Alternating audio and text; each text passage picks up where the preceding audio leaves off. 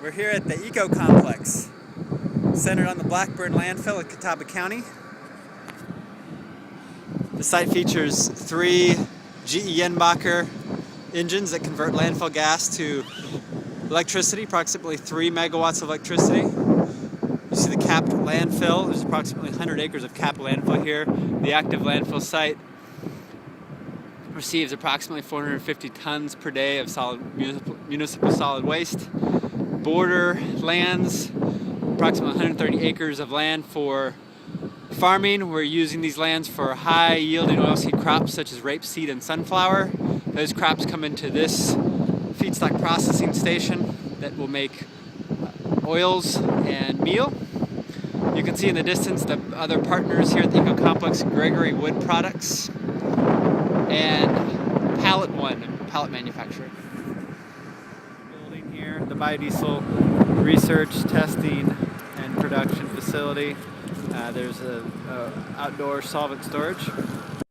This is the work floor where the process equipment is, and we'll start from the feedstock end of the facility. This is where oil, various feedstock oil comes into the process, gets stored in these poly tanks. Here P5 is our methoxide mix tank. It gets piped over to our reactor tank. P1, there's several ways to mix it. There is pump mixing, there's a agitator on top. From here we move toward purification, washing. Here's our P3 tank for washing, water washing, filtration, or ion exchange. There's a wastewater holding tank, P9. The settling tank here, and from settling it moves to ion exchange. Once it goes through ion exchange column, it goes to the verification tank, the short poly tank there, and then on to final fuel tank once it passes our in-house ASTM. This is our lab. This is where we do the reduced ASTM D6751 spec.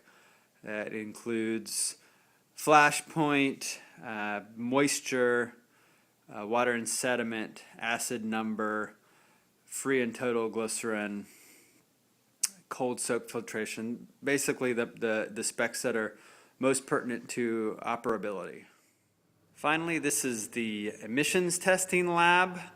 This is a 2006 Volkswagen Jetta TDI factory diesel that is equipped with onboard testing equipment.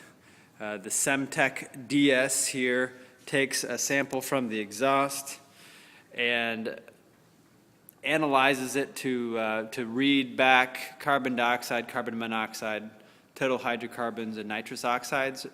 Real time, we can test different kinds of fuels.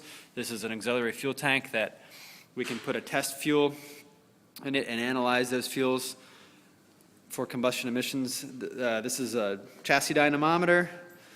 The idea is to be able to reproduce tests with all things being equal except for the kind of fuel, so we can program tests using this dynamometer